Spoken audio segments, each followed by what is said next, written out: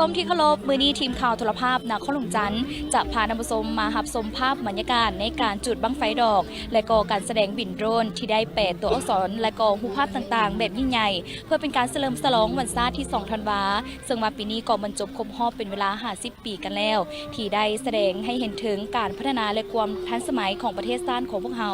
ซึ่งว่าภาพบรรยากาศจะเป็นอย่างไรนั้นเราไปติดตามพร้อมกัน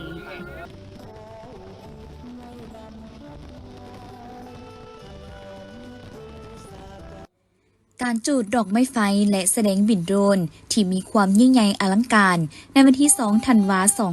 2565แม้นจัดขึ้นภายหลังได้สำเร็จพิธีสวนสนามอย่างยิ่งใหญ่อลังการในภาคตอนเช้าและต่อมาด้วยภาคค่ำที่ขนาดจัดงานเฉลิมฉลองวันชาติที่2ธันวาคมรอบ50 ปีได้จุดดอกไม้ไฟ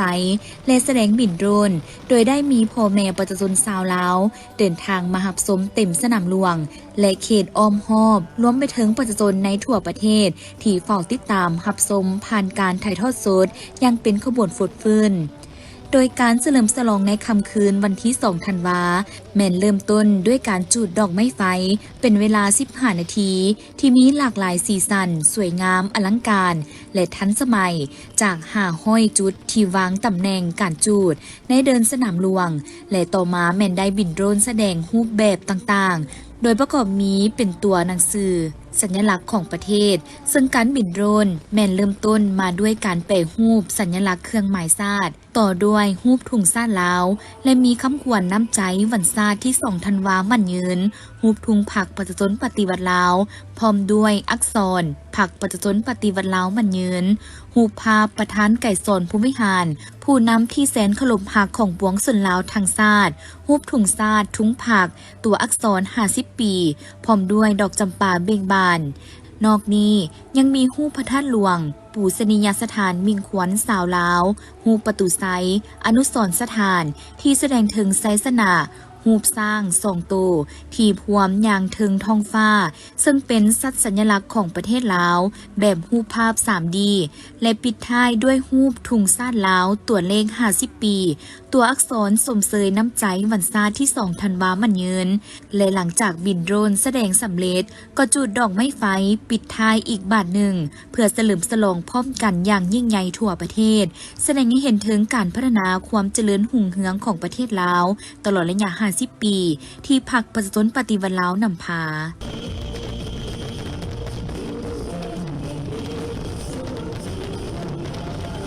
หลังจากรับชมการจุดดอกไม้ไฟและบินโดรนแสดงสำเร็จมวลชนที่มาเฝ้ารับชมการแสดงอยู่ภายในสนามหลวงแม้นได้ให้สัมภาษณ์ว่า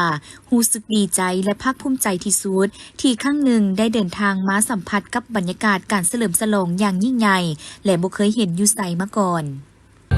โดยสบายดีวันนี้เขาเดินทางมาเดินสายไปไหนเดินทางมาแต่บ้านดอนติวโดยตั้งใจมาเบิ่งอย่างมึงตั้งใจมาเบิ่งจุดคู่กับวันบินโดนเพราะว่าเขาได้เห็นทางออนไลน์มาก่อนแล้วเห็นโดยแมนได้เห็นทาง Facebook เขาจะแจ้งไว้ตื่นเต้นแมนอลังการขนาดแมนเฮ็ดได้ถึงไปข้างเขาอินหมดได้เห็นเลยบินอันนี้แมนการงานวันชาตินี่ก็ครั้งทำอีกแหละที่ว่ามาโดยเจ้าดีใจเมื่อนี้นะที่ว่าภาคภูมิใจที่ว่าได้มาเบิ่งผู้เนาะบ่ถือว่างามไรแหละไปงามแท้งามว่าแม่นยิ่งใหญ่ก่อนปีผ่านมาเจ้าถือว่าภูมิใจที่สุดนี่แหละดีใจที่สุดที่ได้เห็นแม่นประเทศชาติก็มีการพัฒนาหลายมาเจอบ้านสมสง่าเจ้าตั้งใจมาเบิ่งอย่างไรตั้งใจมาเบิ่งอันดอกไม้ไฟกับบินโดนแม่นบอกเขาเห็นอยู่ใส่ก่อนเขาถึงตั้งใจมาอยู่ออนไลน์บอกแม่นอยู่ออนไลน์เพิ่นออกมาออนไลน์เพิ่นเอาลงสวยงามแล้วเขาตั้งใจอยากมาเบิ่งมื้อนี้มาน้ำไผ่พาไผ่มาเบิ่งมาพาลูกพาหลานมาเบิ่งลูกหลานยังเห็นแล้วก็พาเพิ่นมาเบิ่งไผ่ก็อยากมาเห็นน้ำกันเนาะเจ้าเป็นครั้งทำผิดได้มาเห็นแล้วเป็นอะไรเนี่ยต้องความตั้งใจเขาตั้งใจมาได้มาเห็นแล้วงามบ่คิดว่าประเทศชาติเฮาสิได้เฮ็ดได้สำนี้นะอลังการอลังการแม่นภาคภูมิใจในบ่ได้แม่นภาคภูมิใจหลายอย่างที่ว่าได้ฉลองวันชาติที่2ธันวาคมรอบ50 ปีมันเป็นอลังการของประเทศชาติบ้านเมืองเป็นหูเป็นตาให้ประเทศชาติบ้านเมืองเนาะมีความสุภาพภูมิใจเนาะเพราะว่ามันเป็นวันหนึ่งของประเทศลาวเนาะ เป็นวันประวัติศาสตร์นะเนาะและเป็นความภาคภูมิใจของคนลาวทางประเทศเนาะที่มีวันเฉลิมฉลองวันศาสตร์ที่2ธันวาเนาะเพราะว่าเป็นวันที่ยิ่งใหญ่เนาะแล้วก็เป็นความภาคภูมิใจของปวงชนลาวคนลาวเฮาทั้งชาติเนาะว่ารู้สึกอลังการเพราะว่าที่ซุมพานมาเขาก็เคยมาเบิ่งเนาะแต่ว่าปีนี้เป็นปีที่ว่าอลังการและยิ่งใหญ่ที่สุดเนาะแล้วก็เป็นภาคภูมิใจของประชาชนลาวทั้งชาติของพวกเขาเนาะรู้สึก งานดังกล่าวได้จัดขึ้นที่เดินสนามแดงแกรงสารวันซึ่งภายในงานแม้ได้มีการจัดการประกวดนางสาววัฒนธรรมบรรดาเผ่าในงานบุญประเพณีแห่พระไตรปีดกสืบสานวัฒนธรรมลำวงสารวันและงานเฉลิมฉลองวันประวัติศาสตร์คือวันศาสตร์ที่2ธันวาครบรอบ50 ปีและวันเกิดประธานเขตสอนพรหมวิหารครบรอบ105 ปีให้เกียรติเข้าร่วมของท่านนางบุญทวีดวงล้าสีรองเลขาพรรคแกรงผู้ชี้นำเวียกงานการเมืองแนวคิดเวียกพรรคพนักงานท่านนางดารานีพรหมวงศารองรัฐมนตรีกระทรวงวัฒนธรรมและการท่องเที่ยวท่านท้องดีจันทวงศ์ประธานองค์การแนวร่างสร้างชาติแกรงปริญญาเอกสมัยโพธิสารเลขาคณะบริหารงานพรรคเมืองสารวันพร้อมด้วยภาคส่วนเกี่ยวข้องเข้าร่วม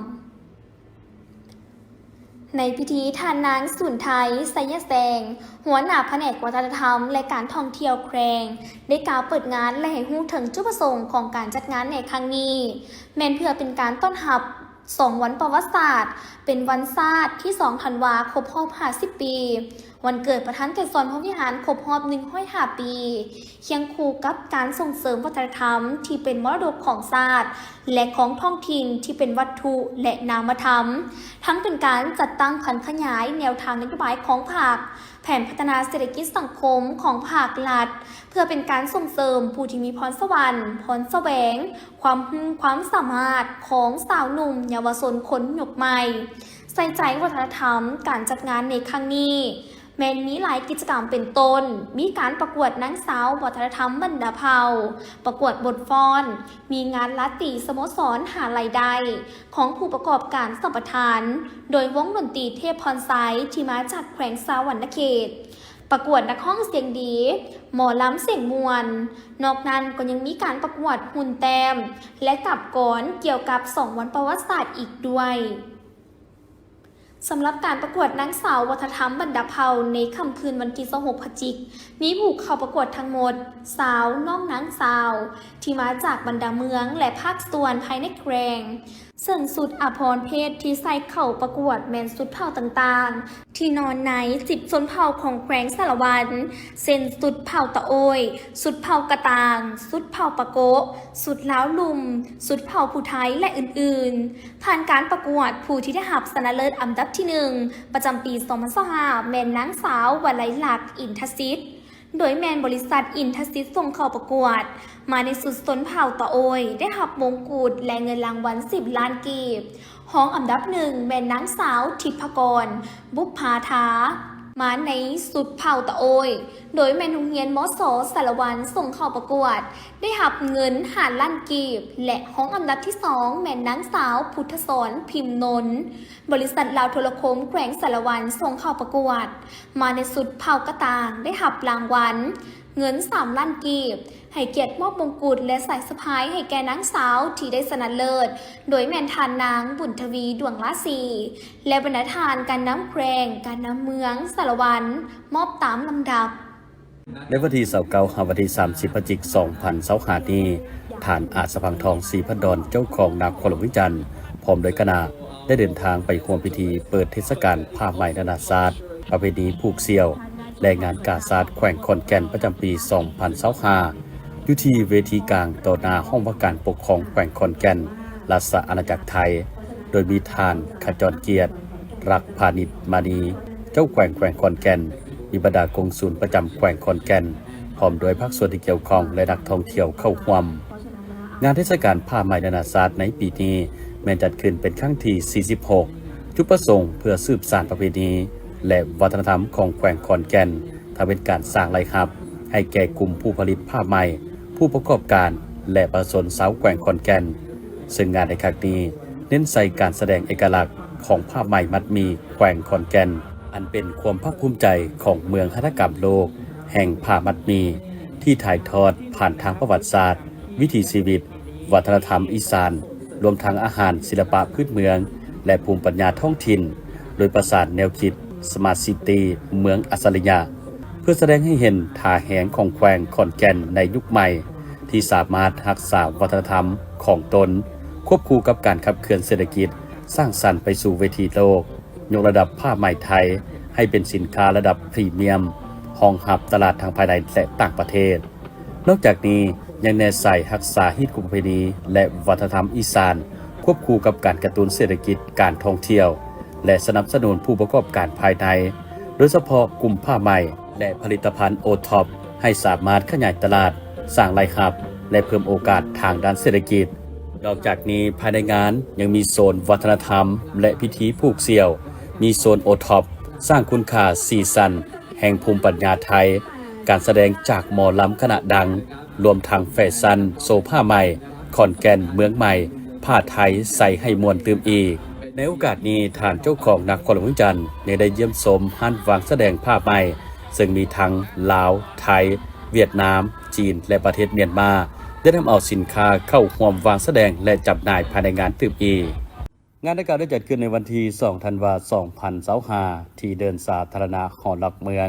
โดยการเป็นประธานของทานนางเพชรสมัยโพไสยวงศ์รองประธานคณะกรรมการปกครองแขวงไสสมบูรณ์ให้เกียรติเข้าร่วมโดยทานพลอยคำหงบุตรยวงเลขาคณะบริหารงานพรรคแขวงไสสมบูรณ์พร้อมโดยคณะกรรมการตัดสินแข่งขันตลอดฮอดหน่วยสาพันธ์แม่หญิงบรรดาพนักงานอ้อมคางแขวงหน่วยสาพันธ์แม่หญิงเมืองอนุวงศ์และตัวแทนจากห้านอาหารเข้าร่วมในโอกาสนี้ทานนางเพชรสมัยโพไสยวงศ์ได้มีคำเห็นต่อพิธีว่าการจัดงานแข่งขันเทศกาลอาหารประจำปี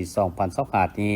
ก็เพื่อเป็นการอนุรักษ์และส่งเสริมวัฒนธรรมฮิตของประเพณีอันดีงามของลาวอาหารที่เป็นเอกลักษณ์ของชาวแขวงไสสมบูรณ์ที่ควรอนุรักษ์รักษาไว้เคียงคู่กับคนลาวตลอดไปทั้งเป็นการโฆษณาเผยแพร่อาหารที่เป็นเอกลักษณ์ของแขวงทั้งเป็นการสร้างความสามัคคีภายใน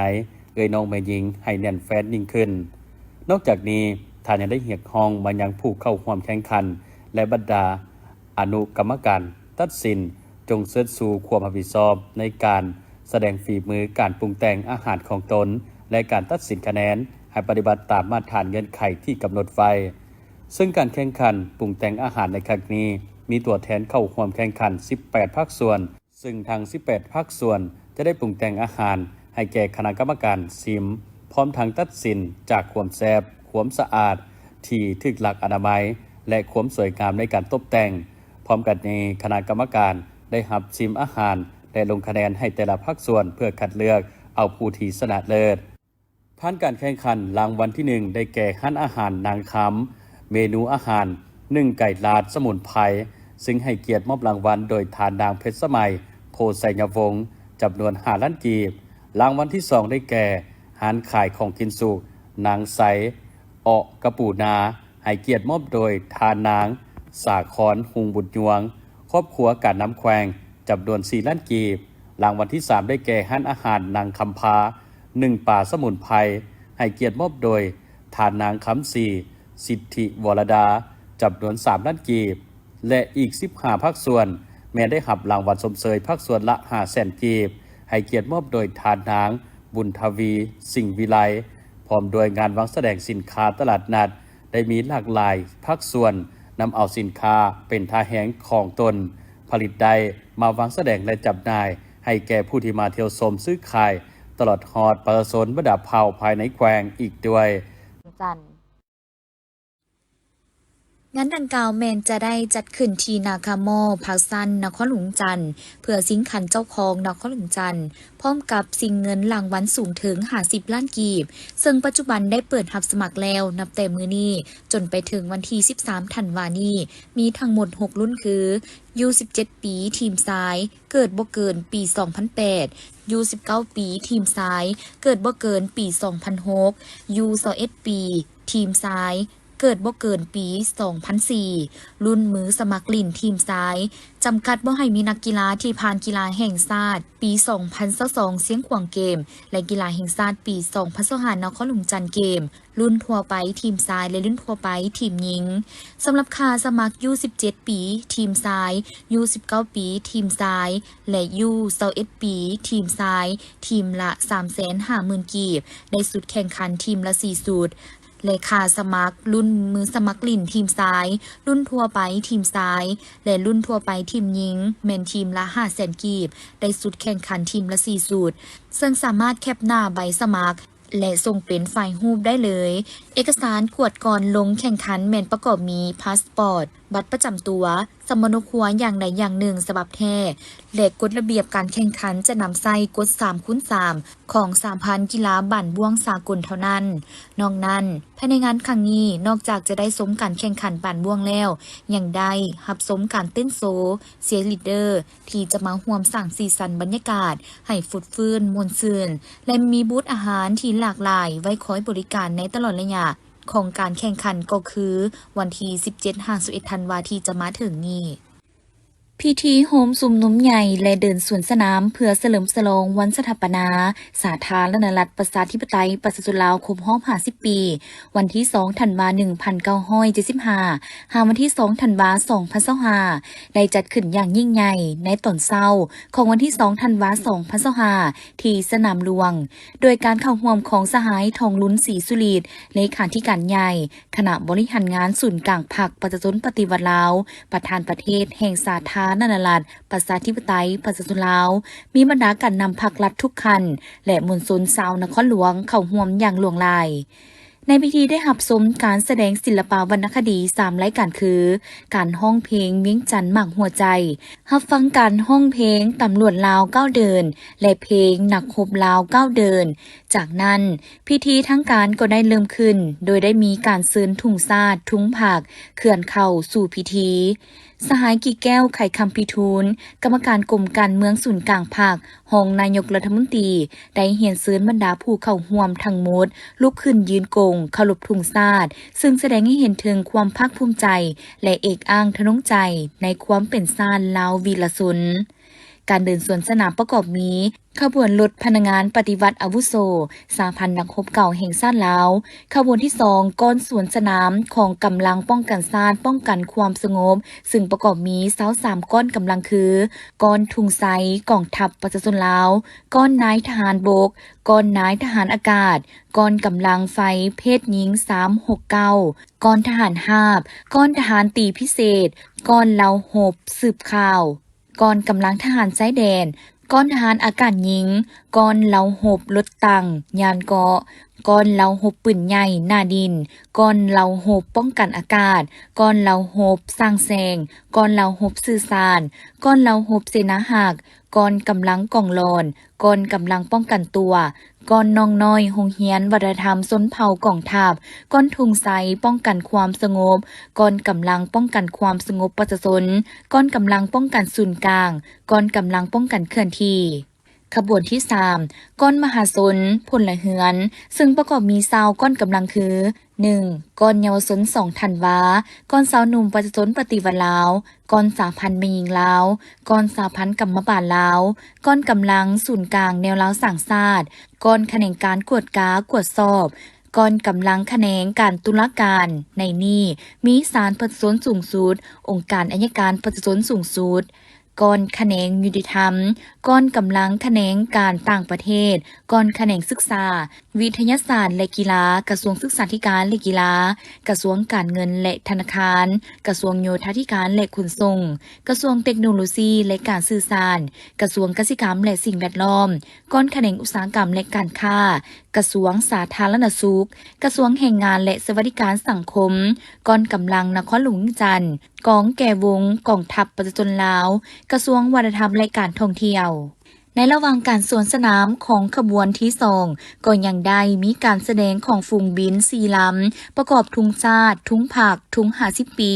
และแผ่นคำขวัญน้ำใจที่2 ธันวาคมมันยืนการเดินสวนสนามของก้อนกำลังสุดท้ายของขบวนที่3ยังมีการแสดงของยนต์บินสู่โฮบที่แสดงบิน3รอบอีกด้วย ในพิธีเฉลิมฉลองวันสถาปนาสาธารณรัฐประชาธิปไตยประชาชนลาวครบรอบ50 ปีพระธานทองลุ้นศรีสุริตเลขาธิการใหญ่ประธานประเทศแห่งสาธารณรัฐประชาธิปไตยประชาชนลาวได้กล่าวสุนทรพจน์โดยมีบางตอนว่าฮอดปี 2055 เมื่อวันสั่งตั้งพรรคประชาชนปฏิวัติลาวครบรอบ100 ปีสาธารณรัฐประชาธิปไตยประชาชนลาวเป็นประเทศกำลังพัฒนาที่มีรายรับปานกลางหาสูงมีระบบการเมืองที่เข้มแข็งมีพื้นฐานเศรษฐกิจที่ทันสมัยกำลังการผลิตได้รับการพัฒนาหอบด้านโดยมีการพัวพันการผลิตที่สอดคล้องและก้าวหน้าชีวิตการเป็นอยู่ของประชาชนลาวบรรดาเผ่าได้มีพื้นฐานอันนักแน่นก้าวสู่ความอิ่มหนำสำราญฮอดปี 2055 เมื่อวันสร้างตั้งพรรคประชาชนปฏิวัติลาวครบรอบ100 ปีสปป.ลาวจะเป็นประเทศกำลังพัฒนาที่มีรายรับปานกลางสูงระบบการเมืองที่เข้มแข็งมีระบบการเมืองที่เข้มแข็งมีพื้นฐานเศรษฐกิจที่ทันสมัยกำลังการผลิตได้รับการพัฒนาหอบด้านโดยมีการพัวพันการผลิตและที่สอดคล้องและก้าวหน้าชีวิตการเป็นอยู่ของประชาชนลาวบรรดาเผ่าได้มีพื้นฐานอันนักแน่นก้าวสู่ความอิ่มหนำสำราญพวกเฮาจะสืบต่อปกปักรักษามรรคผลของการปฏิวัติผลงานและไสสนะตลอด50 ปีด้วยชีวิตและอุดมการณ์อันเด็ดเดี่ยวเหนียวแน่นเสมอต้นเสมอปลายของหุ่นคนสืบทอดต่อไปตราบเท่าใดๆ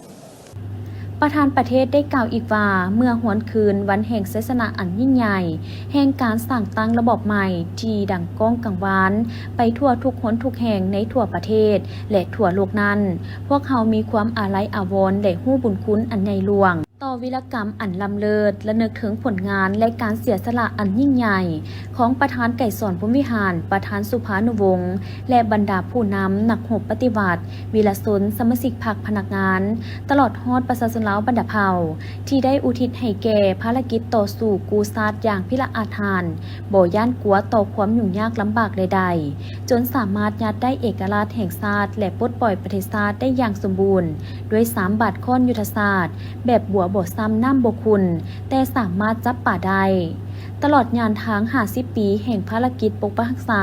และพัฒนาประเทศชาติสาธารณรัฐประชาธิปไตยประชาชนลาวได้ก้าวเดินผ่านผ่าอุปสรรคความยุ่งยากสิ่งท้าทายทดสอบและการมั่งเพทำลายทุกรูปแบบต่อระบบใหม่พวกเขารักษาไว้ได้อย่างนักแน่นซึ่งมรรคผลของการปฏิบัติที่แลกได้มาด้วยหยาดเลือดชีวิตและการเสียสละบ่จักว่าเท่าใดของนักปฏิบัติพนักงานนักรบและประชาชนลาวผู้รักชาติภายใต้การนำพาอันสละสองสายของพรรคประชาชนปฏิบัติลาวพวกเขาได้ตั้งหน้าเด็ดเดี่ยวปากบันสู่ศูนย์สูงสุดเพื่อแสวงหาเส้นทางก้าวเดินที่ถูกต้องสอดคล้องกับเงื่อนไขจุดพิเศษของลาวและจากการถอดถอนบทเรียนในการสร้างระบบใหม่ในซุ่มปีทำอิฐได้ดำเนินภารกิจเปลี่ยนแปลงใหม่ผ่านแนวคิดริเริ่มอันประดิษฐ์สร้างและการตัดสินใจอันกล้าหาญของประธานไก่สอนพรหมวิหารตลอดระยะ50 ปีแห่งภารกิจปกปักรักษาและพัฒนาสาธารณรัฐประชาธิปไตยประชาชนลาวพวกเขาได้ยืนยันอย่างนักแน่นถึงธาตุแท้หมุนเสื้อปฏิวัติที่เป็นบทเรียนให้แก่การสืบต่อพาประเทศก้าวขึ้นนั่นแม่นยึดมั่นอุดมการณ์สังคมนิยมเสริมขยายมหาสามัคคีทั่วปวงชนลาวทั้งชาติเพื่อบูรณะระบบประชาธิปไตยประชาชนให้เข้มแข็งการนำแขวงสยามบุรีลงเคลื่อนไหวเยี่ยมยามโรงเรียนมัธยมสมบูรณ์สนเผ่าหนึ่งในวันศาสตร์ครบรอบ50 ปีในการลงมาเคลื่อนไหวเยี่ยมยามในครั้งนี้นำโดยทานอามีสงเยียเล่งหัวหน้าคณะโฆษณาอบรมแขวงสยามบุรีพร้อมด้วยคณะท่านนางบัววงคำหาห้องอำนวยการโรงเรียนมัธยมสมบูรณ์สนเผ่าได้รายงานสภาพรวมภายในโรงเรียนว่าโรงเรียนมัธยมสมบูรณ์สนเผ่าเป็นโรงเรียนสามัญกินนอนมีคณะอำนวยการ2 ท่านหญิง1 ท่านมีพนักงานทั้งหมด45 ท่านหญิง30 ท่านพนักงานราชการ40 ท่านหญิง26 ท่านมีน้องนักเรียนทั้งหมด305 น้องหญิง150 น้องในนี้เป็นนักเรียนในแผนทั้งหมด211 น้องหญิง 104น้อง และนักเรียนนอกแผน2บ้าน เขตบริการบ้านสวนและวังซอย มี104น้อง หญิง46น้อง มีโรงเรียน4หลัง อาคาร2ชั้น1หลัง ห้องสมุด1หลัง อาคาร2ชั้น3หลัง สโมสร1หลัง ห้องกินข้าวและเฮือนครัว1หลัง จัดตั้งการเรียนการสอน ห้องสามัญวิชาชีพ แต่ศกเรียน 2015-2016 เป็นต้นมา โดยกำหนดเอานักเรียนชั้นเรียนม.5 ม.6 และม.7 มี 4 สาขาวิชา วิชาปลูกฝัง เลี้ยงสัตว์ และวิชาก่อสร้าง จากนั้นก็ได้ลงเยี่ยมยามส่วนพักภายในโรงเรียนตื่มอีก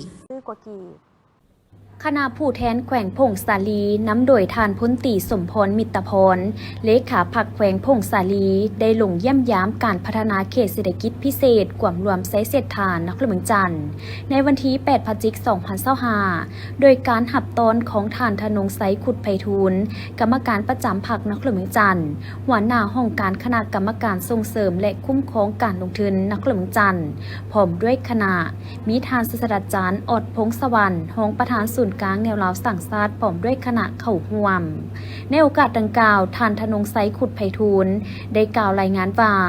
การลงทุนเขตเศรษฐกิจพิเศษมีทั้งหมด6เขตคือ 1 เขตพัฒนากวมรวมไซเศรษฐา 2 เขตบึงธาตุหลวง 3 เขตหลองแทงเวียงจันทร์ 4 เขตดงโพสี 5 เขตโลจิสติกและ 6 เขตพัฒนาเมืองทันสมัย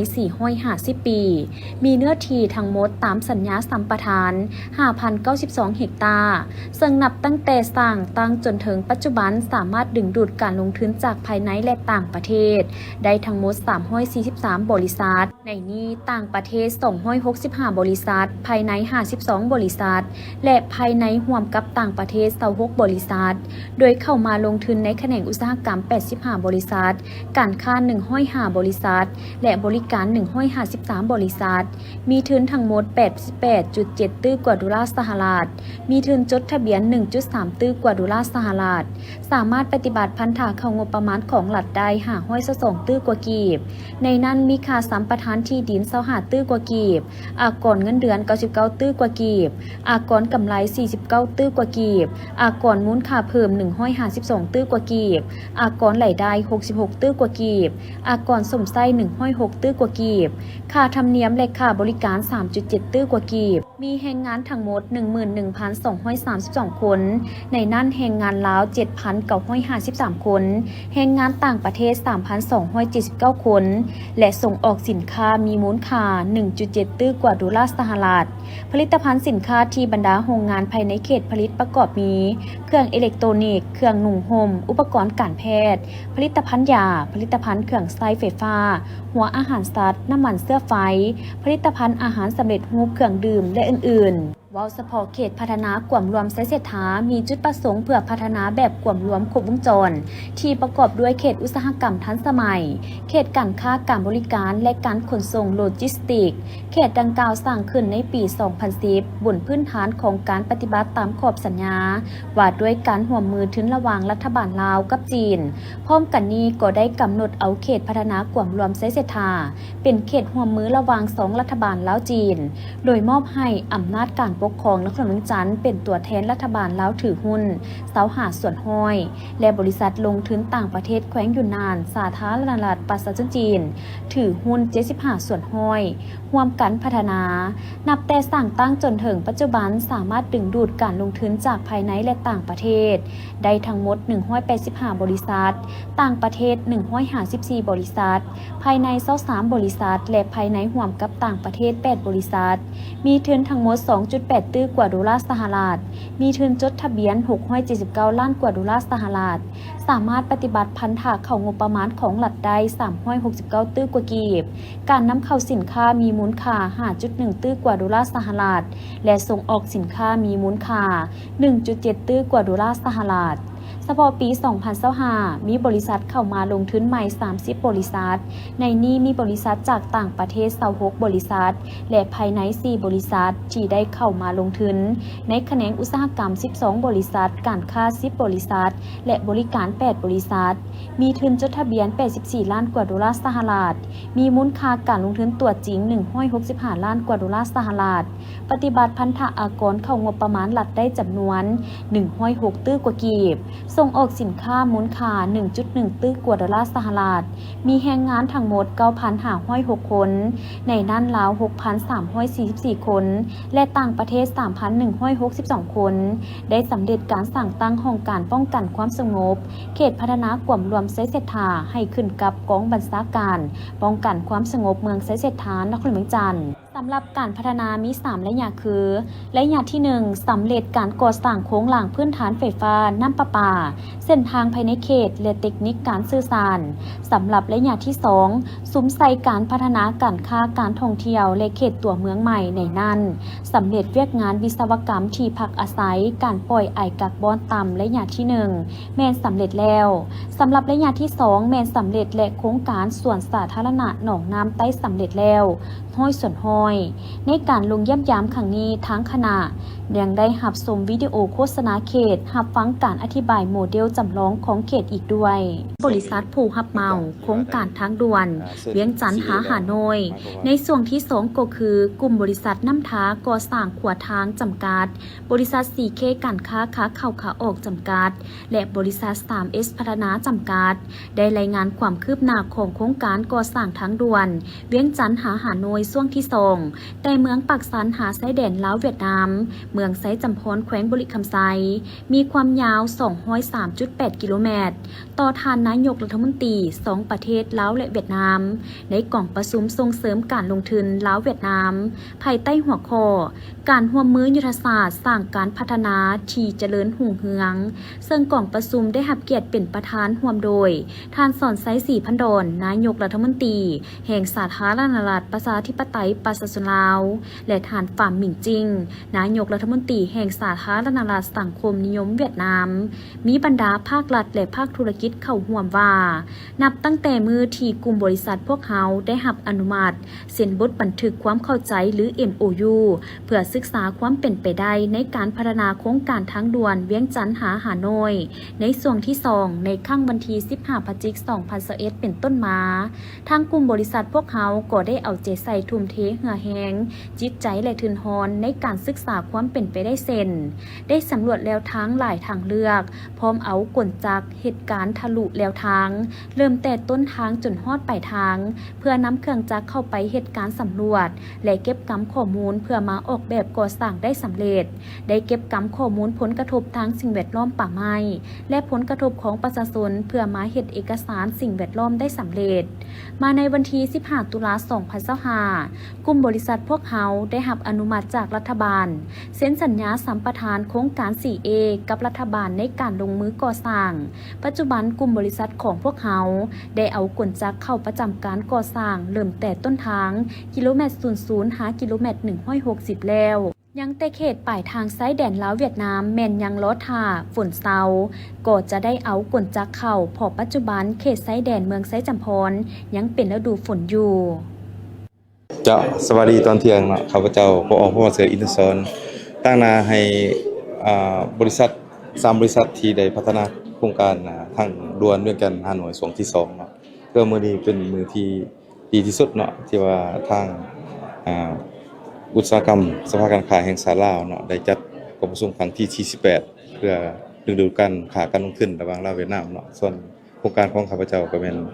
จะรายงานโดยย่อเกี่ยวกับความเป็นมาของโครงการทางด่วนเวียงจันทน์หาโนยเนาะที่ว่าสร้างในทุกๆส่วน15 กิโลเมตรหา20 กิโลเมตรนับแต่ต้นทางหาปลายทาง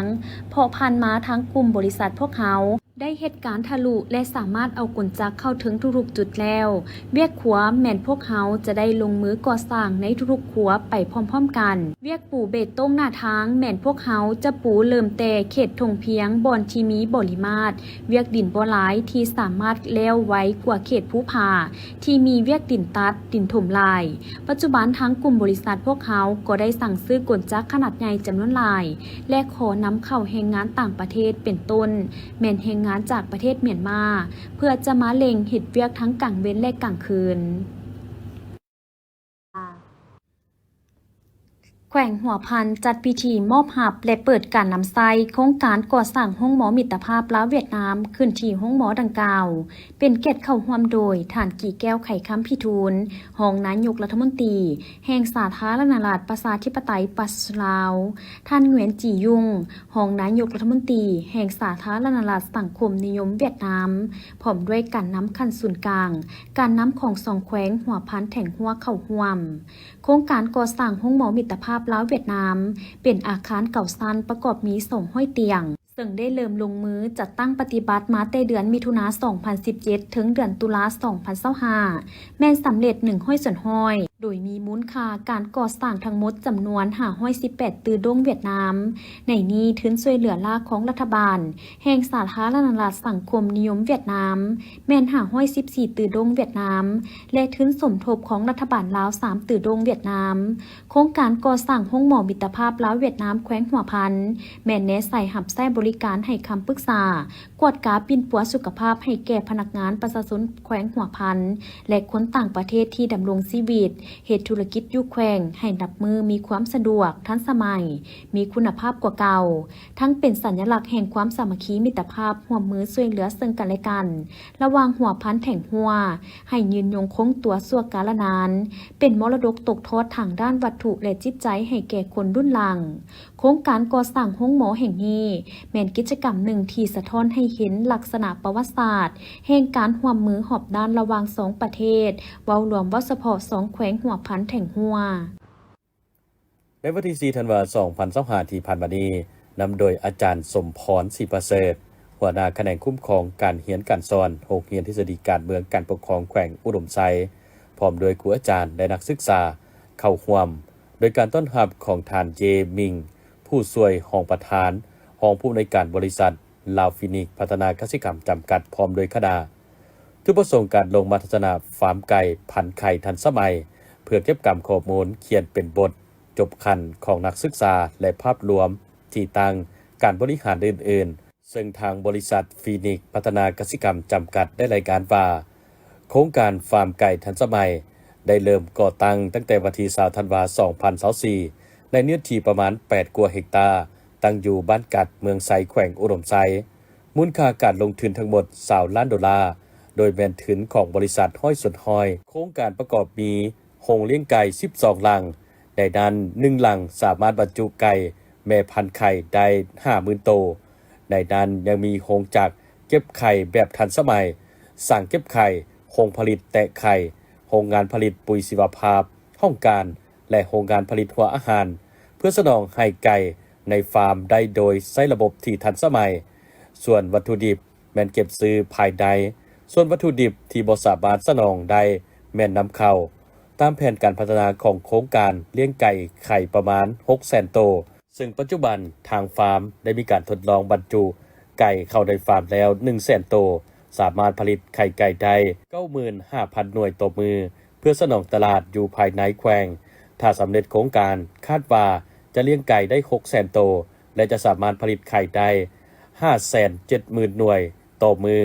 คาดว่าจะสามารถสนองไข่ให้บรรดาแขวงอ้อมคางตามแผนการของบริษัทภายหลังสร้างฟาร์มแห่งนี้สำเร็จแม้จะสืบต่อขยายฟาร์มไก่ไข่ไปต่างแขวงที่มีเงินไข่และคาดว่าจะเลี้ยงถึง3 ล้าน5 ล้านโตในทั่วประเทศปัจจุบันโครงการฟาร์มไก่ทันสมัยของบริษัทลาวฟินิกพัฒนากสิกรรมจำกัดได้ก่อสร้างสำเร็จแล้ว50ส่วนห้อยและคาดว่าโครงการจะสร้างให้สำเร็จในท้ายปี 2026แผนการในต่อหน้าจะได้มีการสมทบกับแขวงและเมืองเพื่อค้นคว้ายุดการนำเข้าจากภายนอกและส่งเสริมการผลิตภายในแขวงให้มีความยืนยงแน่ใจเฮ็ดให้ประชาชนเขตดังกล่าว มีเวียกเหตุงานทำนับมื้อหลายขึ้นพิธีจัดขึ้นในวันที่ 5 ธันวาคม 2025 ที่จุดกวดกาสิงสั่งน้ำหนักบริษัทน้ำตาลมิตรเล้าจำกัดแขวงสวรรณเขตโดยการเข้าร่วมของท่านภูเงินจันทศรรักษาการเจ้าเมืองไซบุรีท่านสะอาดปัญญาดิบวงศ์ผู้อำนวยการด้านอ้อยบริษัทน้ำตาลมิตรเล้าจำกัดมีบรรดาการนำของเมืองไซบุรีพนักงานวิชาการจากกรมมาตรฐานและบัตรแทกแขนงการที่เกี่ยวข้องพนักงานวิชาการบริษัทและอำนาจการปกครองบ้านแกงแฮดสาวสวนอ้อยเข้าร่วมท่านสะอาดปัญญาดิบวงศ์ให้ฮู้ว่าการกวดเทียบสิงสั่งน้ำหนักของบริษัทแม่นมีขึ้นในทุกปีก่อนจะมีการเปิดหีบอ้อยในระยะต้นเดือนธันวาเพื่อสร้างความมั่นใจให้แก่ประชาชนชาวสวนอ้อยที่สนองอ้อยให้บริษัทน้ำตาลมิตรเล้าจำกัดและเพื่อสร้างความยุติธรรมจัดแจ้งต่อผู้ซื้อผู้ขายซึ่งกรมมาตรฐานและบัตรแทกกระทรวงอุตสาหกรรมและการค้าสมทบกับพนักงานวิชาการขั้นแขวงและเมืองได้ลงมากวดกาสิงสั่งน้ำหนักอยู่แต่ละจุดของบริษัทปีละครั้งปี 2025-2026 นี้ทางโรงงานน้ำตาลมิตรเล้าจะเปิดหีบอ้อยในค่ำวันที่ 10 ธันวาคม 2025 คาดว่าจะมีอ้อยป้อนโรงงานประมาณ 720,000 ต้นเบื้องต้นอ้อยอินทรีย์ทั้งบริษัทหับซื้อในราคา 820,000 กีบต่อต้นอ้อยทั่วไปหับซื้อในราคา 720,000 กีบต่อต้นและจะพิจารณาจ่ายเงินพิเศษหลังปิดหีบเพื่อช่วยเหลือชาวสวนอ้อยคือกับปีที่ผ่านมาพิเศษปีนี้มีสิ่งสั่งเพิ่มขึ้นอีก1เครื่องเพื่อห้องหับรถขนาดน้อยเซนรถไถนารถกระบะฮุนไดทั้งบริษัทสนับสนุนให้ใช้เครื่องมือหรือเครื่องจักรที่มีอยู่แล้วเพื่อลดผ่อนต้นทุนเฮ็ดให้ชาวสวนอ้อยมีรายรับที่เพิ่มขึ้นสำหรับเนื้อที่การปลูกอ้อยปี 2025 ที่ปลูกสำเร็จแล้วมีทั้งหมด 89,000 ไร่ซึ่งมีการปลูกหลายที่สุดนับแต่ได้มีการสั่งตั้งโรงงานเนื่องจากว่าประชาชนปลูกเป็นจำนวนหลายในปี